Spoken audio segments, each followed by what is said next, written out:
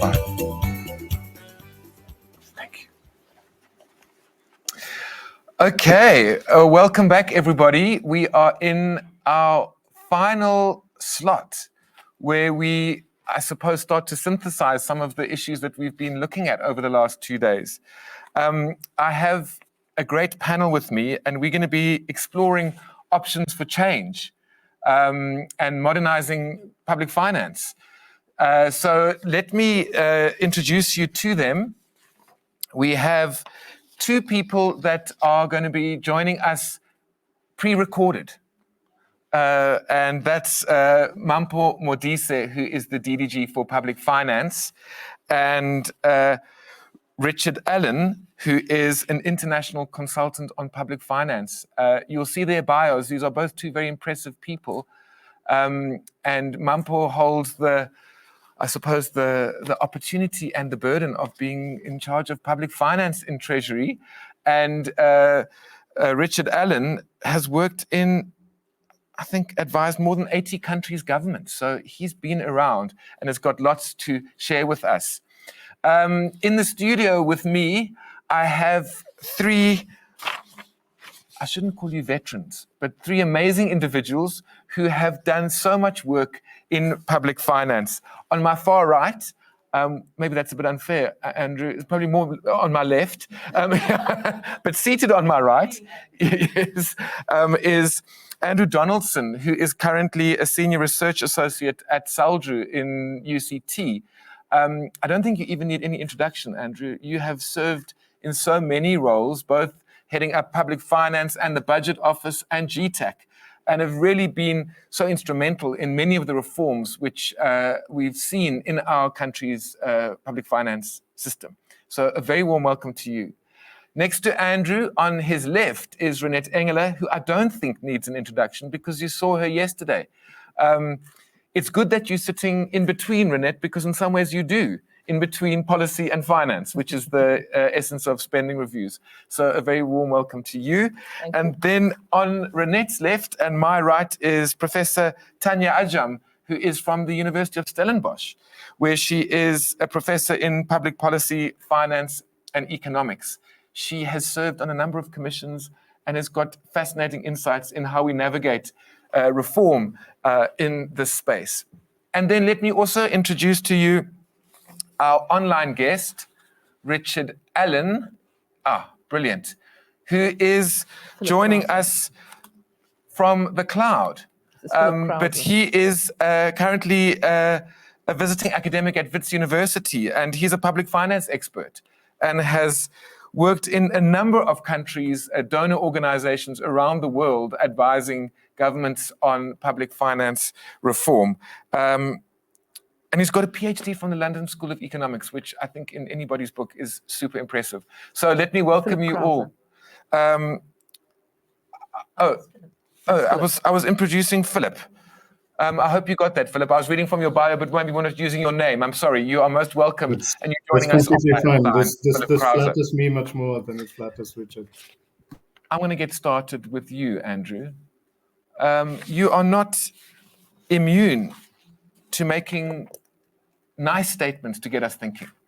And in a recent conference, you provided some comments on the Public Finance Management Act and some of the challenges that perhaps we've put in place for ourselves as a country as we try and improve public finance. So do you want to start by just telling us a little bit about what your comments were and what your thoughts are around where we are in public finance at the moment?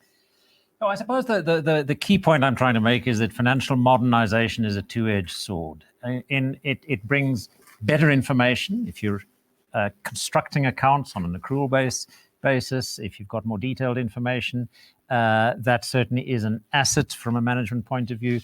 It comes with more stringent standards of accountability and governance. It comes with better performance measures and attempts to influence service delivery by using information more effectively. And modernization comes with a long history of implementation in OECD countries, but in many ways going back to the 1950s and 60s to the sorts of reforms that defense forces and the US military especially introduced to try to systematize public governance and public management. These are all supposed to be good things, but they come with costs. They're expensive to implement. They require skilled people. They often require procedures and processes that take time to be bedded down. And we have seen in our experience in the last 10 or 20 years, lots of ways in which decision-making is delayed, tender processes get overturned, conflicts arise between auditors and investigators and inspectors as to what departments are doing. And of course, there's the administrative cost itself of audit, internal audit, reviews, forensic investigations, etc., etc. Let me tell a little simple story to sort of make my point. When I started off my career teaching economics at the University of Transkei, and I had a little sideline.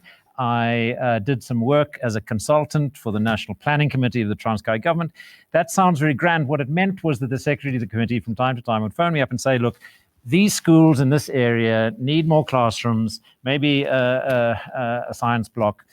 We need a motivation to be written off to go to Pretoria for funding for this school building project, and have a look in the other districts around. There are quite a few schools that don't have enough classrooms because children. And I would write up something and I'd send it in 5 or 6 pages saying how there were so many children, they needed so many classrooms, there were only 3 there, they needed to be repaired, the mud bricks were falling down, etc., etc., etc.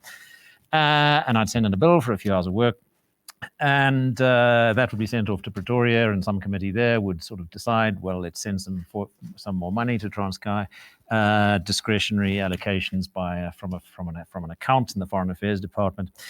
And there was an engineer in the Public Works Department who was seconded to the Public Works Department by a large construction company, and he would look at these applications and they'd sit on his desk for a while, and after a while he'd appoint a few contractors to do the work, and it would get done within 6 months or so. And none of that would be legal today. I was on I didn't have any kind of formal appointment. There was certainly no competitive process in my appointment. The quality of the documentation I was sending through would never have passed the infrastructure requirements that we have today for scopings and costs and evaluations and plans, etc. The engineering firms were appointed in a rather ad hoc way. The guy who was making the appointments was seconded from one of the engineering firms himself. But it got things done at considerably lower cost, more quickly than these processes take today. And so we do have to ask ourselves, to get to the point about the PFMA and its implementation, we do have to ask ourselves how do we go about simplifying things? How do we go about making our financial management system both transparent, accountable, consistent with modern standards, but also efficient in getting the job done? And we've got a huge amount of work to do in getting that right. So, thank you, Andrew. What a great way to get us going. Simplifying things. It's almost like we've fertilized a fruit tree to explode with growth, and now we have to prune back to a much more simplified system, but based on a very sort of clear and clean structure. Renette, let me bring you in. I know that you've also got some thoughts in this area. What would you like to say? Yes. Thank you, Jeremy. And as always, Andrew has sort of articulated a lot of the thinking that we've been talking around in being a practical implementer, a sort of a practitioner in government. And it is around the enormous burden, extraneous burden, that's not to do with the content of your work. That's not to do with the core work that we have to do in government. And that burden, for me, resides on a number of terrains that I'm trying to tackle. First of all, there's an enormous reporting burden that we carry in government. We have to report, and I counted this because I got upset with the regularity of these reports. There are 205 annual reports that I have to sign off as a head of a department. It feels like every bureaucrat on a hill in Pretoria has a report that you have to send to them, and you get no feedback. It serves no purpose, but there's some sort of compliance box that has to be ticked, and heavens forbid that you forget one of those reports, because you'll get an audit finding. So there is a project at the moment to try and understand where does this all come from, what are the overlaps. There's definitely big overlaps on the HR side of these reports, where you report to the DPSA, the Public Service Commission, the Department of Labour, the PCTA for government. It's endless. So we're trying to find ways of reducing that burden. But that takes up a lot of your time. And I need to talk about the second, and I've got to make 3 points. The second component that is a complete overburdening within government, which is the auditing requirements. It's enormously difficult to talk about this because I'm not saying that we shouldn't be audited. I'm not saying that government there's no mistakes in government, but I am saying that the auditing process at the moment pushes us into categories and classifications that makes it look far worse than what it is. We have enormous audit requirements in government, way beyond what you do in the private sector, way, way, way beyond. And we think we even have in South Africa concepts around things like irregular expenditure, which is not available in any other country. So that there's a time constraint and a time use of managers in government on sitting in audit committees and basically defending basic management decisions. So that's something that I think we need to give attention to. In my way, the only way you can get a clean audit is if you're doing nothing. I mean, and these are words that I'm repeating from senior civil servants. We've been audited to a standstill.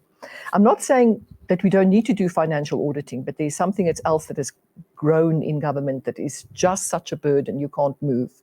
And then just to also look at some of the issues for me, the third burden that I want to talk to is the issue around procurement.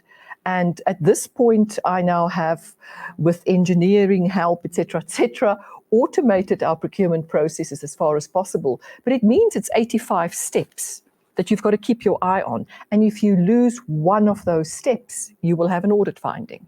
So you are in an impossible situation that everything is seen as procurement and you have to go through these enormous processes, of which the real content evaluation is about a 2 or 3 day process, but the 9 weeks that it takes to procure is all about compliance. It's all about double checking and rechecking people. And it makes it practically impossible to move. So I 100% agree with Andrew that the modernization that we've brought about has had a double-edged sword. We've sort of stopped trusting managers and have placed down a myriad of rules that we can't actually now move in government. And we'll need to roll back some of that. Thank you, Renette. 3, I think, key points to reflect on in terms of how do we, as you say, roll back some of the unintended consequences of modernizing. Let me bring you in here, Tanya. What are your thoughts in this area? So I just want to agree with both Andrew and Renette. I'm doing some research on a project called Balancing Probity and Performance. And I actually speak to managers and ask, what is the problem? And they tell me that the PFMA isn't actually the problem. The problem is all the regulations. And if you look at it, the PFMA has been around for like 20 years and it hasn't been updated. But these regulations come out from uncoordinated silos in various regulations. And the fact is that each regulation might have a rationale individually, but when they have to be complied with collectively, given the time frames of government, they basically become impossible. And if you look at this recent court case about the BBE regulations, you'll see that the court refers to the original legislation, which is the discretion of the accounting officer. But yet in practice, we've been moving more towards a centralized role in the CPO, and the legislation hasn't kept pace. So what this means is that there is so much room for interpretation. Right? And you find that Treasury might have a different interpretation. The sector department might have a different interpretation. The provincial Treasury might have a different interpretation. And all of those might actually be legitimate.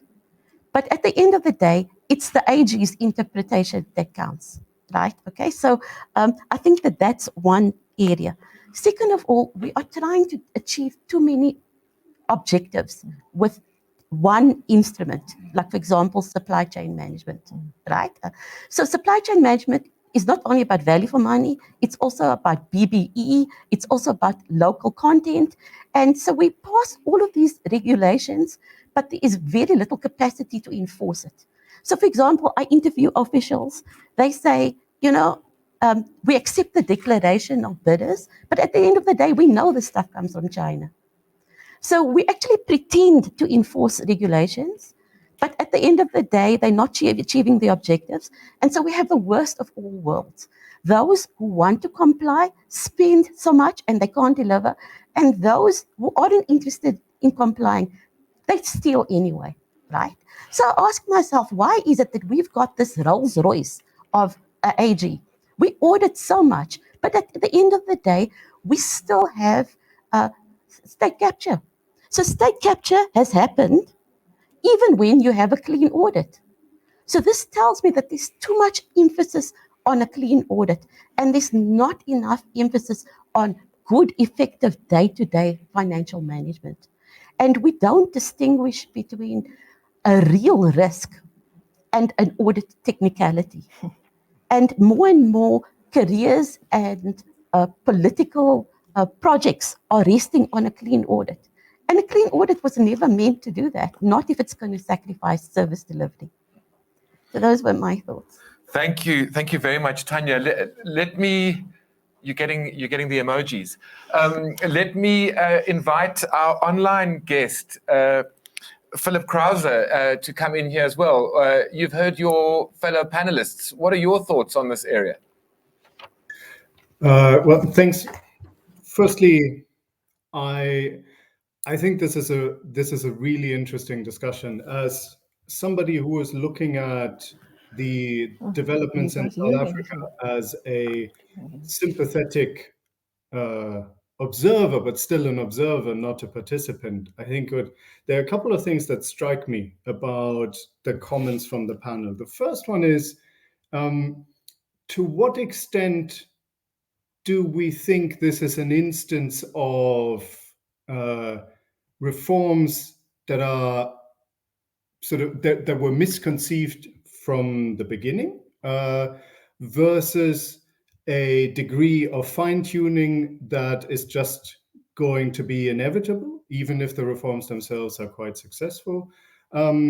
Or is it more that there are different things happening in different spaces that turn out to be at cross purposes? And I think I've heard little bits about each of these, and I think I would find it very interesting to try and understand this a little bit further, because I can imagine that somebody looking at South Africa and the trajectory of the last 20 years might say that, there's a whole bunch of things that happened about 20 years ago. There was institutional change.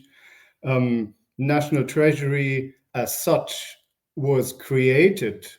I'm deliberately not saying from scratch, but that entailed a huge change in the institutional setup of how budgets and public finances governed at the center of government from what was there before. The PFMA, of course, was a huge change, and it would be inevitable, I think, for people to now slowly say, what of this do we like and what of this do we not like? And I think it is possible to say there's a degree of fine-tuning here. We thought step X should take 2 weeks. In reality, we're finding it's just hard to do it in under 3 weeks. So let's just adapt the regulation to sort of catch up on the administrative practice as it now stands. And it's also possible for some aspects to just turn out to be plain mistakes. It's possible that you said we wanted to do this thing in order to achieve a certain outcome, and it just wasn't. It's just a complete mistake. And I don't want to come up with South African examples right now so that I label something a mistake by accident. But I think if you just use the analogy, like, let's say I want to exercise more so that I can become a better tennis player, and somebody comes to me and says, you should have a cake every morning, it probably won't take me very long to figure out that it was just plain a wrong idea.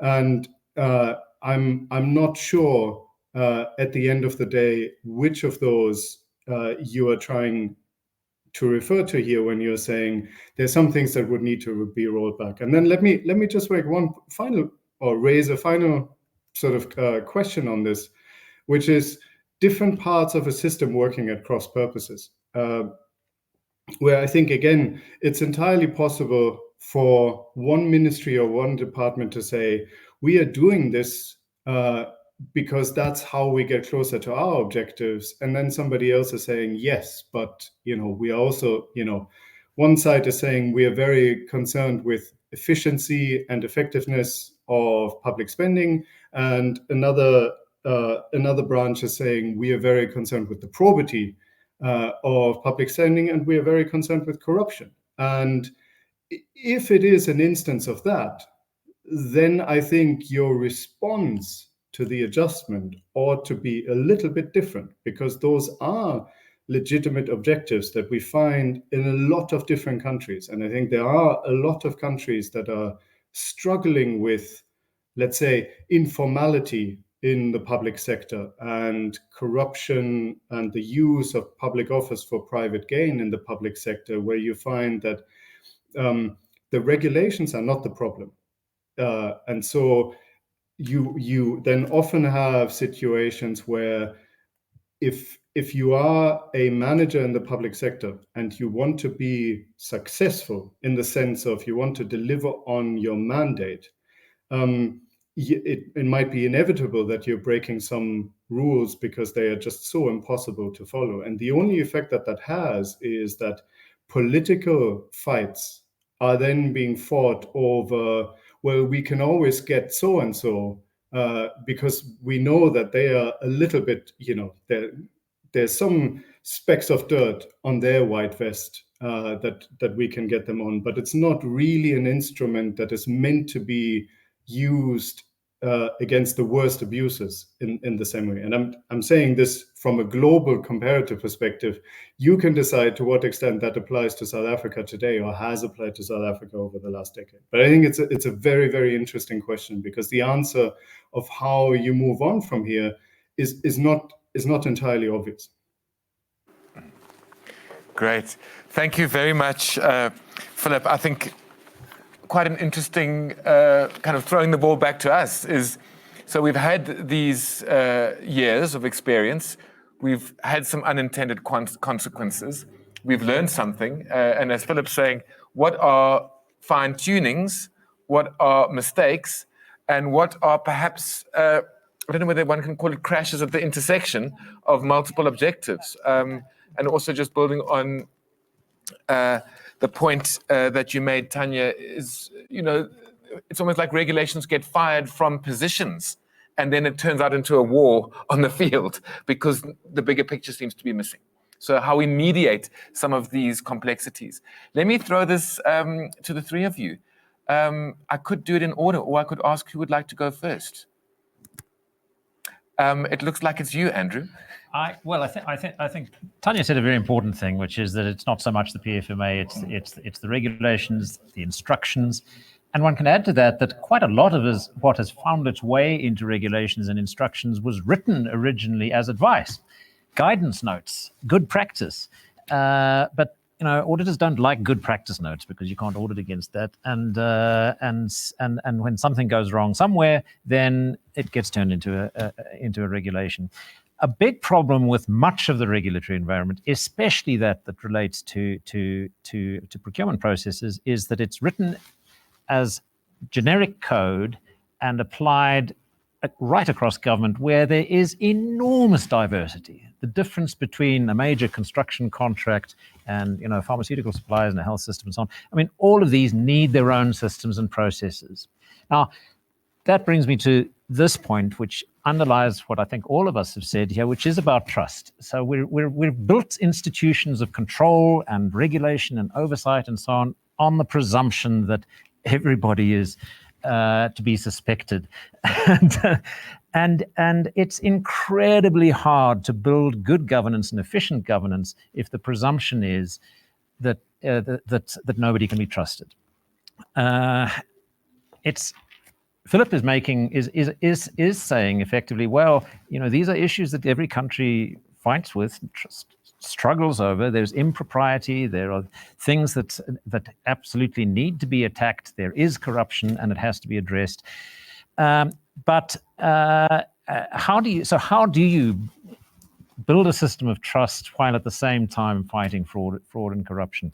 Well, one part of the answer to that is about materiality, and I can give you lots of examples of cases where things are being highlighted in audit reports and findings, where questions are being raised about procedures in procurements that just are not material enough to warrant that kind of scrutiny. They might be important enough to be raised as advice in an auditor's report to management.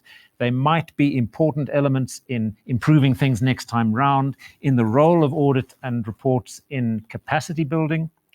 But we don't play that game in audit. We play the game of standing aside, not being involved in the management process, having very little involvement in the advice and support and assistance to getting things right and getting things better over time. That has to be part of a modernization project. So it's about materiality and then getting a balance right between advice and findings.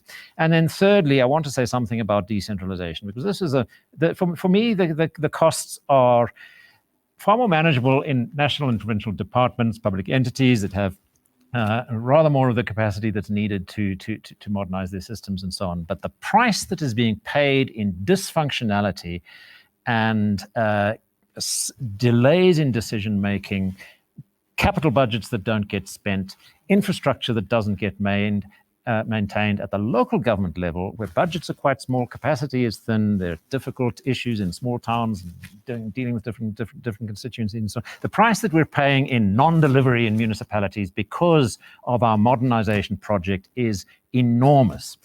And it is reinforced by the absence of trust and the extraordinary degree of centralization.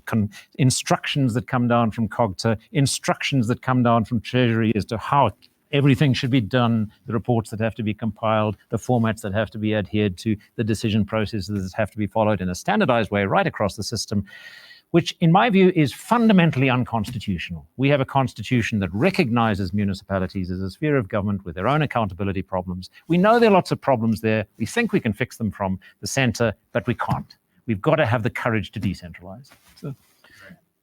Thank you, Andrew. Renette? Yeah, I just want to add on to what Andrew is saying there, and I completely agree with him. And I'm going to go 2 steps back and say that the PFMA is one of the most elegant pieces of legislation that I remember reading it and being excited by it. I mean, it's just so beautiful. And it allows in its ethos for managers to manage. But what has unfortunately happened is that instead of really getting that ethos properly underpinned, we have now come with 1,000 million little regulations and practice notes and the rest. It is impossible. And those very notes, those very guidance are seen as formal rules. But there is for me a sort of a difficult question that I sit with in my head around this public finance modernization. And there's a concern that I carry, and because I come from a non-public finance background, I look at data and I look at information and I think, but why are they treating it as if though it follows the same rules as funding and as finance? And there has been an extrapolation or a crossing a boundary or something like that has happened with the way that we have now dealt with performance information, with the data and the policy information that we're dealing with, as if though we are treating it as if though it is similar to financial information. And there's a big problem there. The type of specialization, the type of detail that is required is not appropriate. It's a wrong departure point. And I think that for me is also part of where we're sitting at the moment, that there's a fundamental departure point around performance information and understanding the impact of policies which are incorrect. And it's been, part of the problem here. Thank you. You're making my job really easy. I'm just going to ask each of you to continue building on what the previous person has said, or contesting or agreeing. So, Tanya, let's have input from you. So I want to come back to Andrew's point about trust, right? So, if you don't have regulations, how do you then operate? The first thing is you need competent people, right? Now, in public finance, I'm amazed that we don't have like a civil service college for somebody who wants to be a CFO. Because no matter how qualified you are, you might be a chartered accountant in the private sector. In the public sector, things are done differently. The objectives are different, right? So we don't seem to have a well-structured way of building capacity even after 20 years, right? That's the first thing. The second thing is we complain about consultants, but part of the reason why we need that consultants is because we are not employing competent people. And that has a political underpinning sometimes in terms of cadre deployment, etc.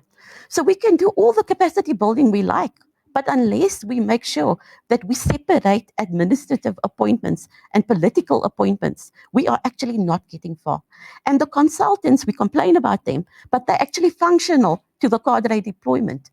The loser is the taxpayer who has to pay twice to actually get the same service. The second thing is ethics and values. We can't substitute processes and templates and regulations for ethics and values, right? That's just ultimately futile. And also, we don't really protect our CFOs. The CFOs are under so much pressure. I'm just thinking of Babita Deeran that was killed, right? So they have so much pressure, but there's no protection for them. And there's also a difference between the MFMA and the PFMA. In the PFMA, the CFO doesn't even have a statutory responsibility. In the MFMA, at least, there's a statutory responsibility. But where's the protection that comes with it? Because, we can tinker around with the administrative details. But at the end of the day, if the main issue is political, how are we going to deal with political financial accountability at the political administrative interface? And I just want to quote what one of my respondents said. He said, in South Africa, we have a system of checks and balances, right? We as accounting officers have the balances and the politicians take the checks, right? And if you look at it, nowhere does a minister sign. So that encourages this difference where we have formal institutions where everything looks well and dandy, and the informal institutions which never get audited by the AG. Wow. What a rich discussion. I've never thought of checks and balances like that. Let's go to you, Philip. You've heard the panel. I mean, really interesting insights into some of the areas where we need to be focusing on. From where you sit, what would you say? Well, I think this is a super interesting conversation that I would perhaps like to introduce a note of optimism at this point, because I think it's not all doom and gloom. I think there are a couple of things that are maybe worth pointing out that make me somewhat more hopeful. The first one is that on this question of trust, it's of course it's something that is really hard, I think, to sort of work around once you find yourself in a place where you're sort of saying there is no trust and therefore there is no trust, because everybody is already assuming that there is no trust and is therefore acting as though that is sort of it becomes self-reinforcing, a vicious circle. But one area where I think you can proceed with a presumption of let's just assume that we all want to see a better outcome is to try and understand what are the things at the moment that are working and that are not working. And I think some of the issues that have been raised by my co-panelists are you can imagine how you can investigate those. And you can say, for instance, about that question of audit, since we've been talking about that a lot, what is the relationship between different kinds of audit requirements and the results that we all care about and that non-public finance people all care about? And let's assume that not everybody wakes up in the morning thinking, ooh, the PFMA has been giving me nightmares lately. For a lot of people, it's the roads getting built, it's being able to trust in services being delivered, it's having faith in their public servants to be custodians of public money. But those are things that you can measure. And so you could go, for instance, and say, what is the relationship between an audit finding and negative outcomes in that sector? Does it, if you have audit findings or more audit findings, does that mean that there are fewer services being delivered, that there's more money that is getting lost, et cetera, and vice versa? Does that do we find that over time different administrative procedures have been slowing down the delivery of infrastructure and the delivery of services to an extent that is counterproductive? What are the things that you could leave away?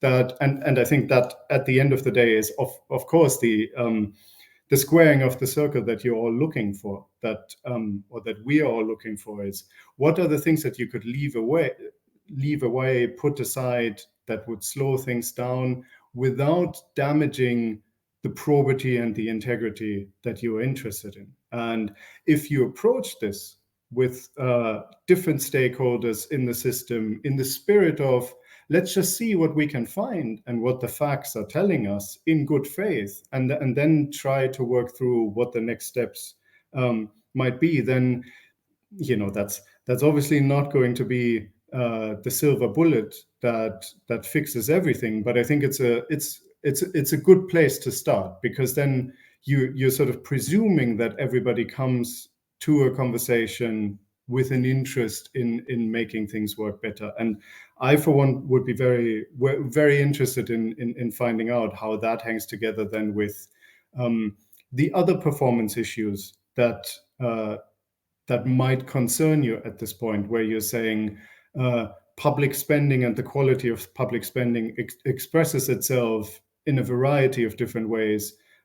Which of those do we feel can be improved by doing things slightly differently, making tweaks here or making changes there, as opposed to that sort of general sense of the problems are so big and there's so little money that sometimes it feels like it's just too overwhelming. You wouldn't even know where to start. And I think that sort of sentiment of pessimism is something that I would try to break through somehow. And I think the last point, just on Tanya's question about the training and the sort of the capabilities of the civil service, I think that feels to me like something where South Africa is still in a position to, if this is something that was wanted and that was desired, you would have the ability and the resources to deliver a lot of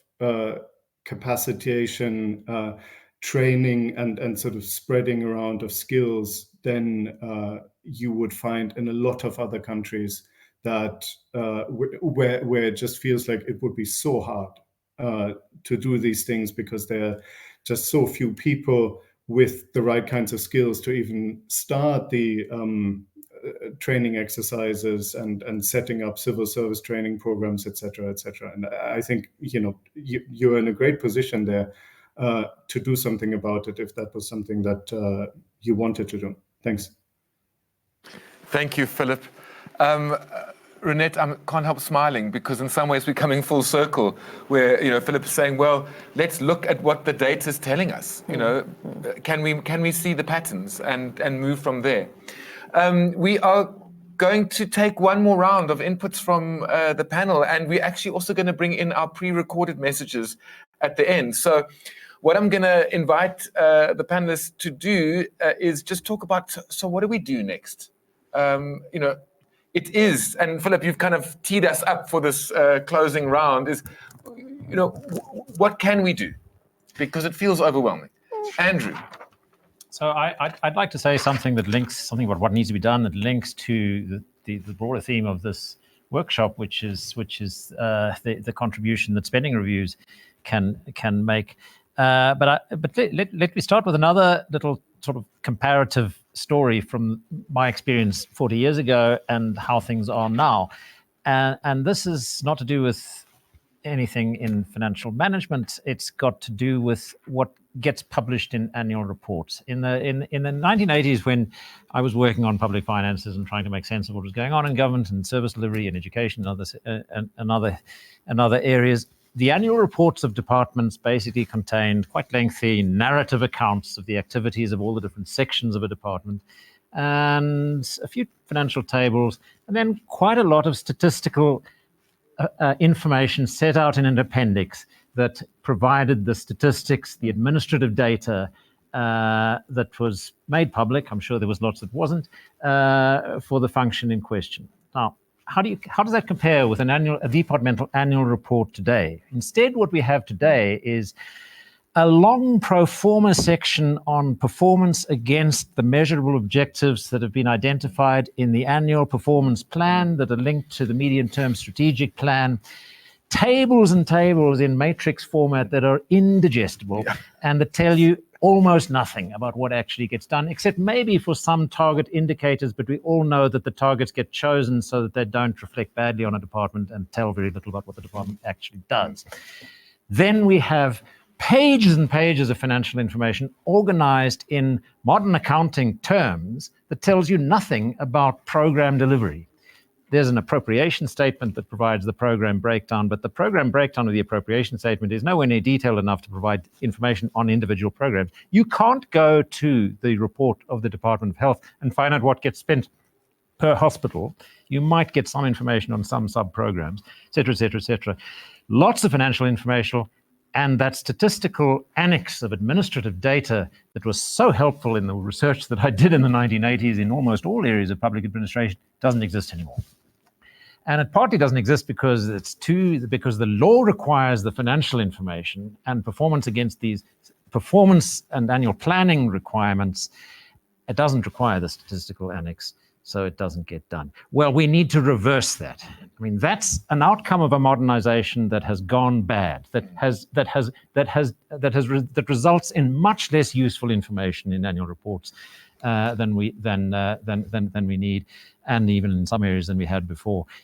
We need to make the decision to take away those requirements, make the performance information system work for the purposes that where it does work, but give departments, it's again a decentralization issue, the discretion to structure their narrative reports and report on their administrative data and structure their financial reports in ways that are customized for their purposes, not to meet international accounting standards.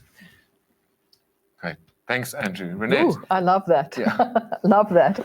I mean, it's for me always quite interesting being part of the early conceptualization around what it is that we want to report in those annual reports, and the thinking at that point, the framework for program performance information, et cetera, and where we've ended up is so different. It is so completely different. I was quite struck by looking at some of the annual reports that I had to deal with, that half of the annual reports indicators are on the corporate services. I mean, it's like that's not what we are here for in government, to report on how many HR processes has been followed, et cetera, et cetera. But by centralized structure, you are forced to report in a certain way, and that's what you end up with. I do think that there's also a little bit of a positive around the modernization. If we want to take what we call the spending review process, or if you want to call it some other name, it doesn't matter to me. But it's this type of in-depth analytical process we saw this morning from the various officials, actually really doing the hard analytical work around the numbers, understanding what is the implications, what is the comparative cost basis, looking at performance trends, really putting together a logical analytical piece of work that informs the budget process going forward. And I think that is something that we can build on. But for people to really have the time to do that, I would say a lot of the other sort of compliance, unnecessary tick box exercises that have crept into the processes in departments really have to be removed. Of course, I've listed some of those that I believe are wrong, but I think that even in the budget process itself, we can reform some of the processes. Some of those processes can be automated. The way that we've structured things was pre-modern data techniques that we've got now. There's a lot of that type of information that can be automated, and then you can look at the exceptions.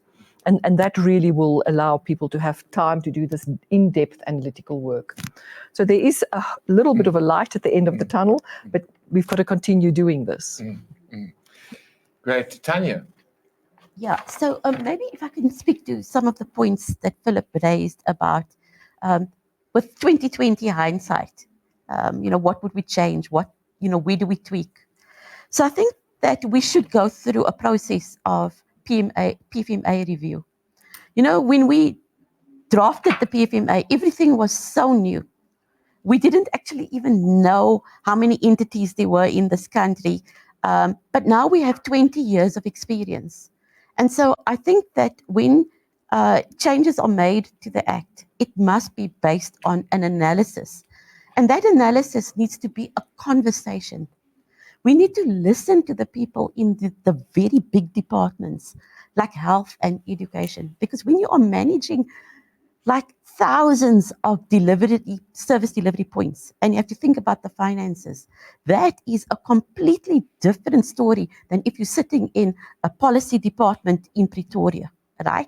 And I think that often the people who advise haven't really sat in those departments.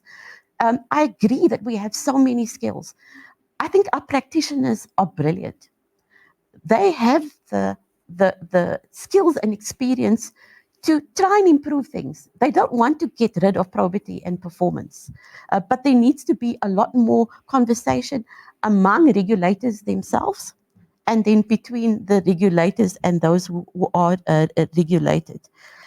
Then the second thing I also just wanted to say was that you can only take public finance management to a better level if you have broader public sector reforms.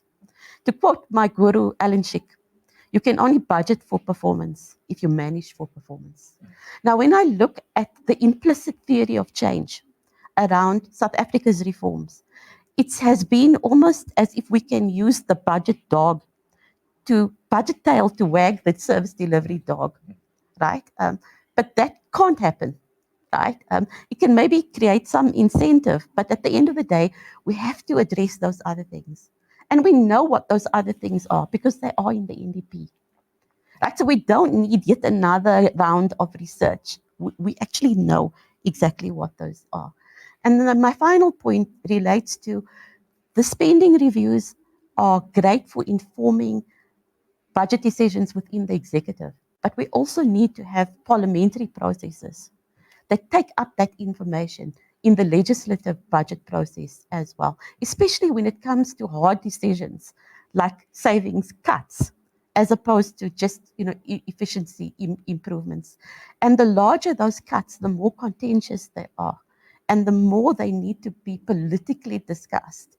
And so, hopefully, by continuing to do this institutionalization process, you can slowly start to change the culture.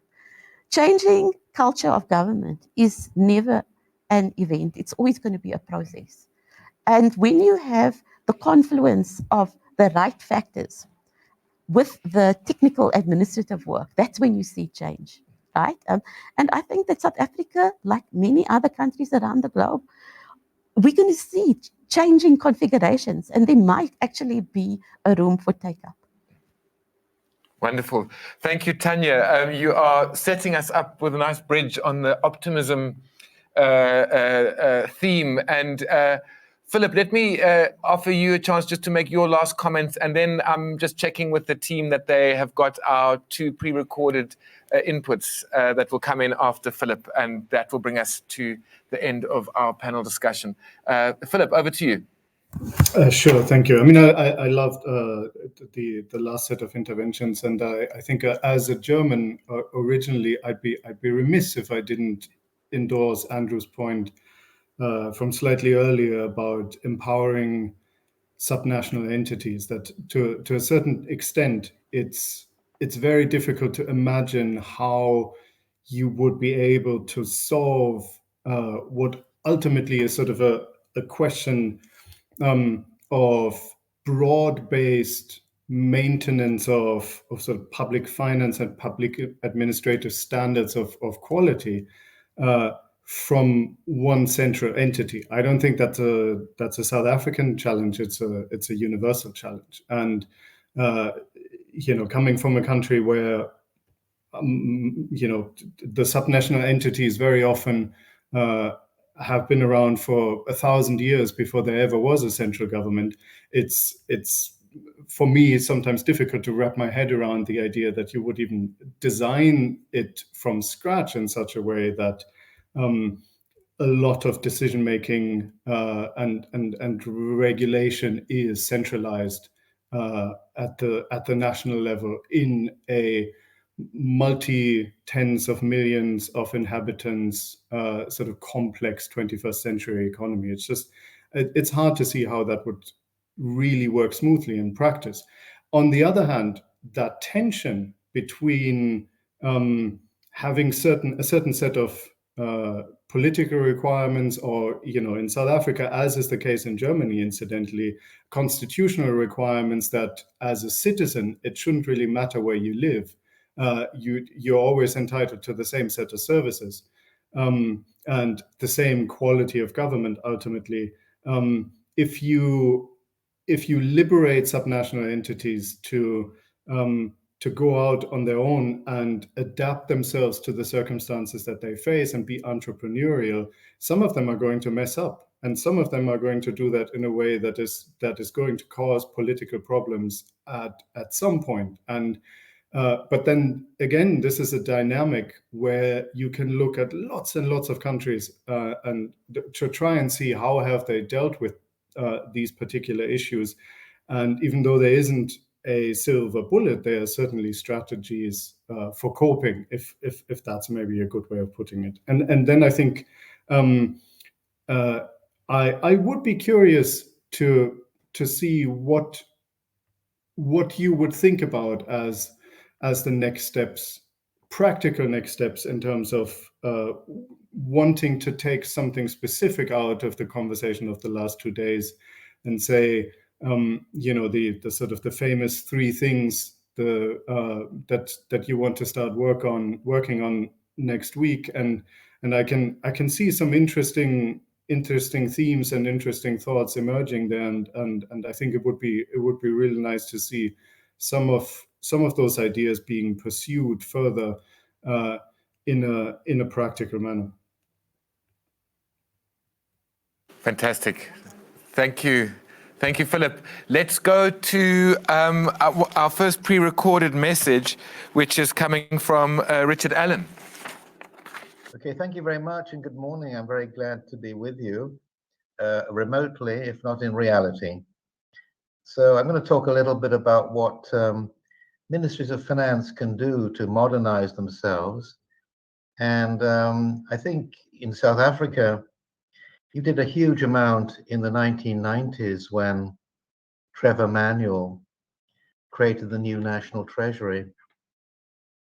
And I think this underlines the importance of one thing about modernization, which is really important, and perhaps the most important, to have high-level political leadership and commitment. I think without that, things are not going to change very rapidly. I think second point I'd make is that there are lots of differences between countries. Some countries find it easier to modernize, particularly those from the Anglo-Saxon tradition. They have the more flexibility to change their organizational structures. And I think some countries are not in that position. They have very powerful public service ministries or public service commission, which restrict the ability for them to change their organization. and make it more slow. So I think that's an important consideration. The situation changes and varies from country to country a lot. One thing I think is very important is that nimbleness is key. The ability of ministries of finance to adjust to changing circumstances. I recall how during the global financial crisis 10, 12 years ago, the UK was able to import a lot of people to deal with the financial sector problems. And they did that very quickly. This would not be possible in many countries. So I think the nimbleness is important. The ability of ministries to respond to crises and changing circumstances is really something that can be done very, very easily in some countries, but really important, I think, to ensure that ministries can adjust their structures to deal with new circumstances. And now we do have new circumstances. We've had the COVID crisis. We now have a surge of inflation in many countries, which has not happened for 20 years. So the ministries of finance need to deal with these issues in a flexible way and to develop new ideas and concepts. I think having an organization that is flexible is very important. One thing here is, I think, is to have horizontal linkages between the various departments and units of the ministry. I found that in many countries that I've worked in the developing world, you have a lot of silos in the Ministry of Finance, rigid structures. So the budget department exists, the fiscal policy department exists, the treasury exists, but they don't exchange information in a free and flexible way.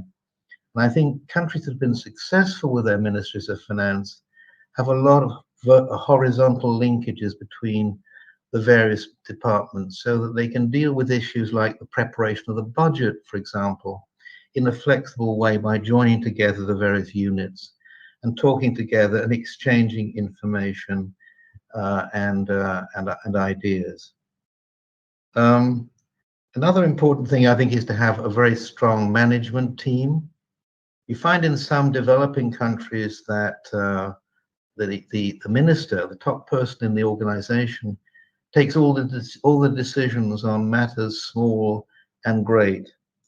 But I think in countries, and I'm sure this is true in South Africa, you'll have a top management board, a top executive board in the Ministry of Finance, where you can discuss strategic policy issues, take decisions, and spread the management responsibility among different people, so you have an organization that can move forward smoothly and progressively without the minister having to be involved in everything. And one final point I would make is that you need to have an open and transparent structure. Information should be shared with other stakeholders. You should have a policy and process for ensuring that all fiscal information is transparently disseminated to other stakeholders.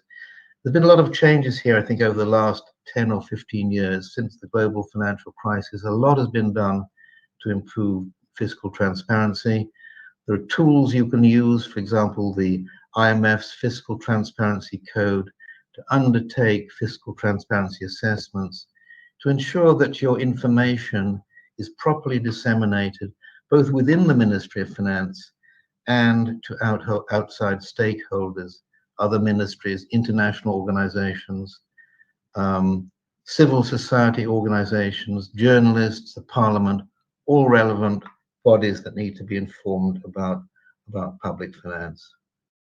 So those are some ideas. And I think above all, leadership is important. If you have a strong Minister of Finance who is leading the process of reform, then that's very important. Thank you very much. Indeed, thank you very much, Richard Allen, for your points from a real global perspective of how we address some of these challenges. We're going to go to the DDG for Public Finance, Mampo Modise, who is going to make a few points, and that will bring us to the end of the panel. So, Mampo, over to you. Good afternoon, colleagues. Good afternoon, everybody. All protocol observed.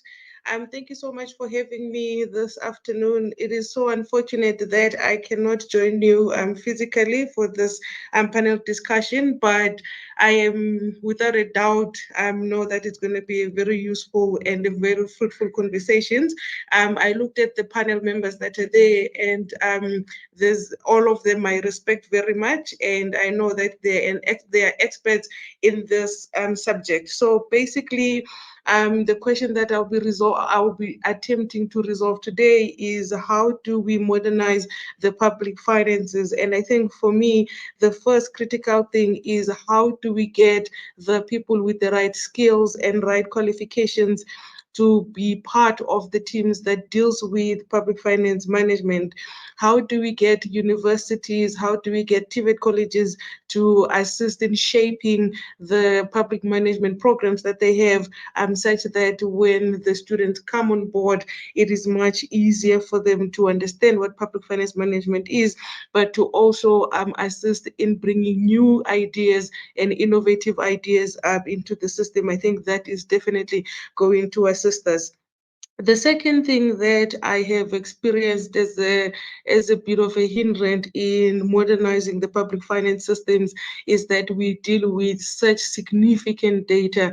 There is tons and tons and tons of data, and for some departments, they're still using old systems, and people then tend to spend a lot of time managing data, ensuring that data is accurate, is correct, and that limits the time that is there for analysis, it limits the time that is there for research, it limits the time that is there for policy discussion. So I think what is critical is how do we start moving away from data intensive systems, moving towards automated systems so that we can at least have sufficient time to start looking at policy and research and analysis. The third thing that we have tried, and I think it would be a very good contribution to public finance modernization, is looking at the work that we have done on spending reviews, where new tools have been developed and designed, and different departments are implementing some of those tools. Of course, they are finding it a bit difficult to implement some of these tools or use some of these tools in their budget analysis, but once it's embedded in the budget process and the departments understand the usefulness of these new methodologies, then I think it's going to assist us in reshaping the manner in which we look at budgets. And I think this is critical mainly because we're moving away from a period where we just look at incremental budgets. We're moving away from a period where everything is a priority, and we have to start looking at what is it that is critical in the state, what is it that we need in order for us to make sure that there is impact at the end of an implementation of a program. So this idea of just allocating money based on last year's budget has proven to be a big of a complication, and therefore we need to start looking at a much more intensive way to allocate additional funding, and we need to do that through a proper assessment, and the spending review methodology is definitely going to assist us. While we were doing the spending reviews, one thing that kept on and popping up is the ability of the teams to, to change from doing things the way they did before and moving into the spending reviews. As much as, there was still a lot of work that the team has done, there has been a bit of a challenge in change management. How do people move from the normal budget incrementing methodology towards implementing something that is new? And the reluctance to change was one of the disadvantages, or it's one of the problems that we picked up. And I think how we manage change as the management team or as public finance is definitely going to have an impact of how we see or of how we improve in terms of public finance management.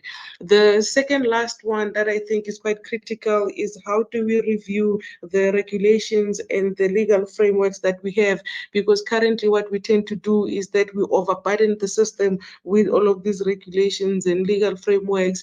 And at the end of the day, you don't get sufficient time for departments to start considering proper public finance management. What you get is you get departments that are just trying to survive and not break the law.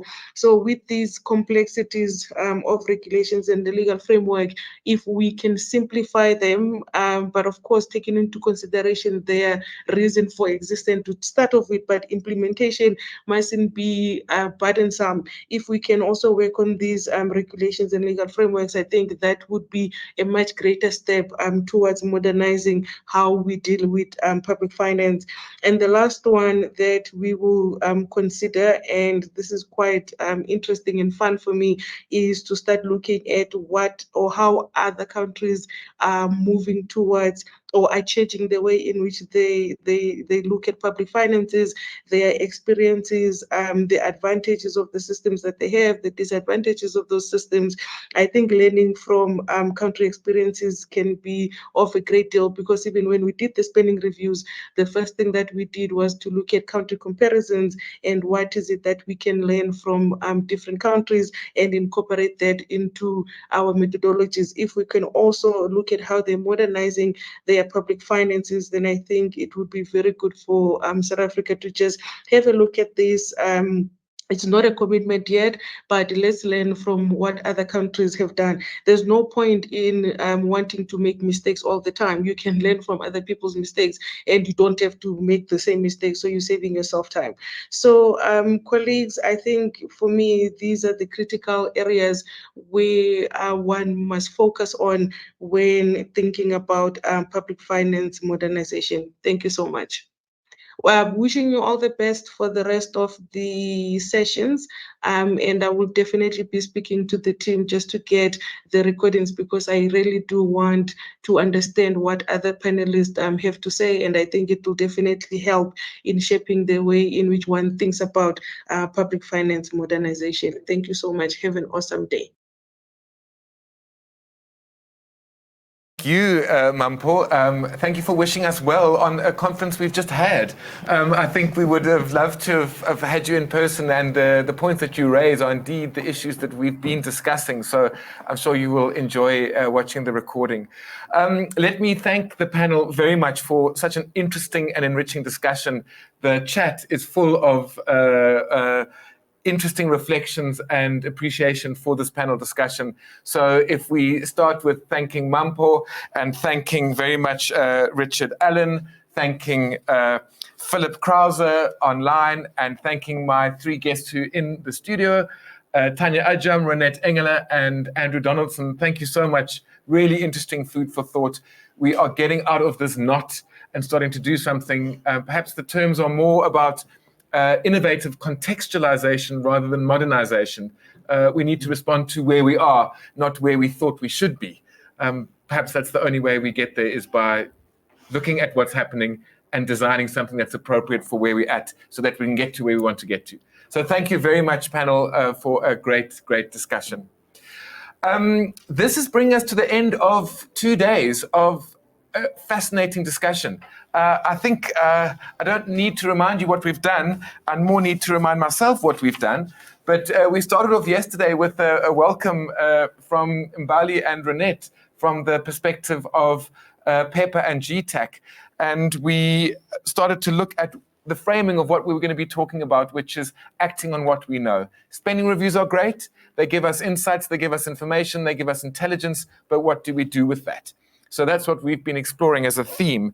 And we've had some great inputs from the Eastern Cape on some of their spending reviews, from National on their spending reviews across the intergovernmental space, where we've learned how are we moving from what we know to what we need to do with what we know. We've had great panel discussions, HODs, and senior government officials who are looking at how do we navigate this space, and of course, inspiring panel that we've just had now around how can we address some of the challenges that we face.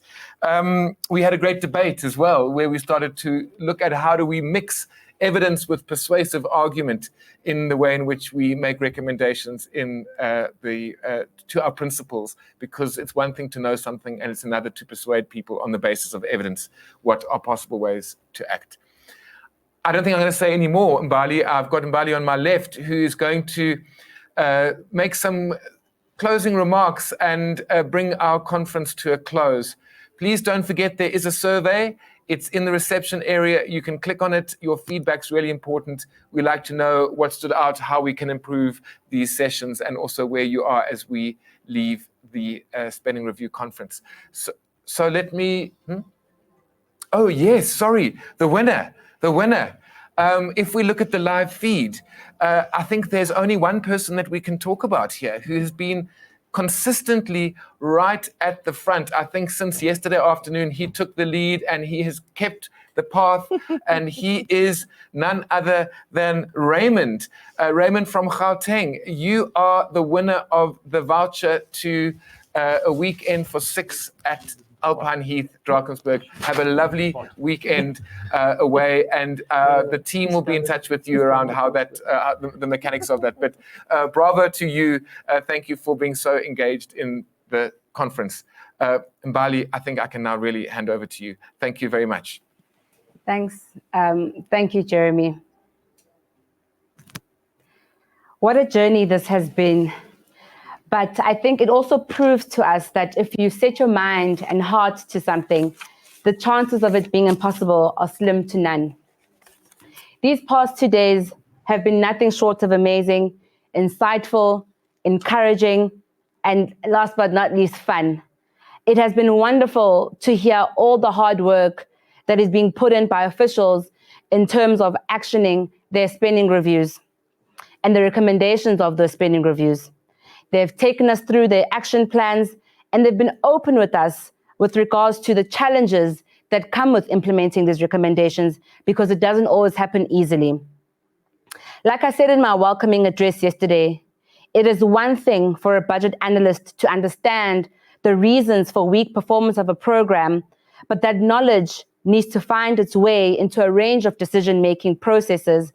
The budget is one of those processes, but so are the policy-making processes in the rest of the system. It is critical that these talk to each other and that they share the same understanding of the challenges that we face and the change that is required to address this.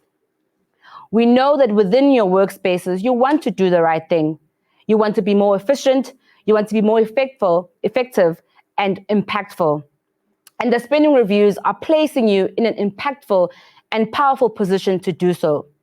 We know how to shift and shape our working spaces with very real reforms. A lot has been discussed in terms of what needs to be done to make government work better. There's a lot of opportunities to reform the public finance space. However, there are challenges with regards to the regulatory environment. And we can't necessarily use a blanket approach in terms of how this is applied. There are audit challenges that were discussed in the panel. There's also costs and burdens of reporting. We need to start thinking around what is it that we can automate. We have to have the courage to decentralize, as the panel members also discussed. And we cannot substitute templates and regulations for ethics and value. As Basetsana said, this conference is giving. So Jeremy, please allow me to say a few thank yous. I want to say my thank you to Renette Engler, the acting head of GTAC, for both evoking the need for such a conference, but also supporting us over the past 2 days. I want to also thank the amazing Pepper team, Hermie, Sbongile, Molokadi, Renee, Sibulele in your absent, and Liam. You're truly the dream team. I also want to thank Elaine, Anita, and Tolo from GTAC. They have been a support structure from the beginning, together with other teams like the Social Mix and Grounded Media. You've been helping hands throughout this process and running around with us. I also want to pass my gratitude to the studio and the AMID platform for the team. This conference has been splendid. I also want to thank each and every one of you that has presented in this conference and was a panelist member in our Savings at Work Spending Review conference. Your inputs were insightful, they were encouraging, and they were useful. But before I take my seat, I also want to thank you, Jeremy, for making my job easier of facilitating the conference. You're a star and you did a great job. And last but not least, I want to thank you all as participants in this conference who have proven that you want to see this country work for the better. We hope to continue walking along this journey with you all. I want to say goodbye to everyone and enjoy the rest of your day. We will keep in touch. Please make use of our networking lounge. We still want to engage with you. Thank you.